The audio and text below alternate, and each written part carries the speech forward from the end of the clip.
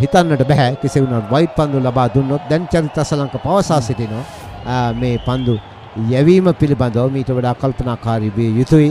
මන්ද ඊළඟට ලෝක කුසලානයක් වෙනුවෙන් තරඟ වැඩිමේදී ප්‍රශාන්ත් මාලිංගත් පන්දුවට පන්දු යැවීමට සිටින දක්ෂ පන්දු යවන්නේ. හොඳ පන්දුවක් ලෝවීමක් සිදු වුණ අවස්ථාවේදී පන්දුව පහලින් ඇදී ආවේ. තරම් වේගයක් පන්දුවේ රඳවා ගත්තේ නැහැ. ඔහුගේ පන්දුවේ මද වේගයකින් පන්දුව යැව්වේ.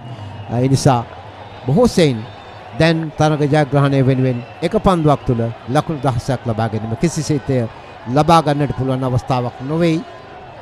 බන්දුල මේ ඕවරේ පුරාම ලසිත් මාලිංග හතරේ සීමාව අසල සිට ඔහුව කිසියම් ආකාරයකින් මෙහෙවනු ලැබුවා.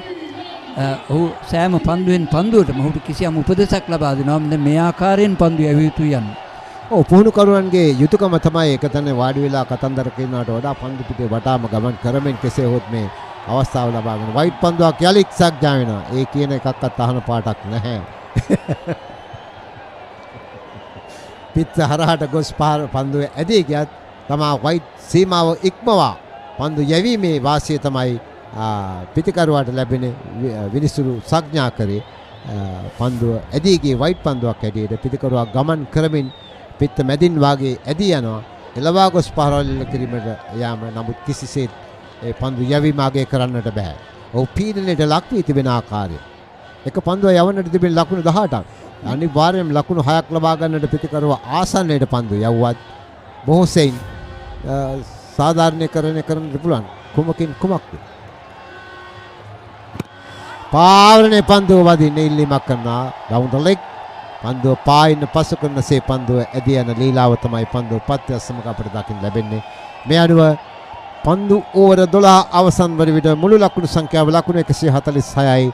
ලකුණු 14ක තියුණු ජයග්‍රහණයක් හැටියටයි මා මේ දකින්නේ. පහසු ජයග්‍රහණයක් නෙවෙයි. මේ අවස්ථාවේදී තෙවන මිනිස්සුන්ට අවස්ථාව සලසා දී තිබෙන මේ දැවියාම පිළිබඳව.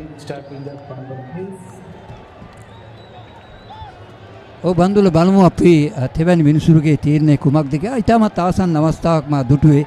කෙසේ වුවත් ජාලිය මා සමග සිටිනවා. ජාලිය ඊටමත් තියුණු තරගයක් ශ්‍රී ලංකා කණ්ඩායමට බෙහෙවින්ම අවශ්‍ය වෙයි තිබුණා ජයග්‍රහණය ලබා ගන්නට.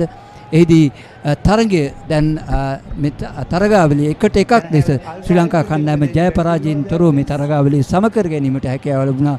ඒ කිසියම් මානසික උත්තේජනයක් ලබාගත් ශ්‍රී ලංකා කණ්ඩායම මෙන්න මේ අවස්ථාව ලබාගෙන තිබෙන්නේ ඒ පිටිකරුවා දැවී ගියා හැටියට ශ්‍රී ලංකා කණ්ඩායම ප්‍රබල ඉල්ලීමක් කළා. Waiting for ball tracker. Ball tracker is coming.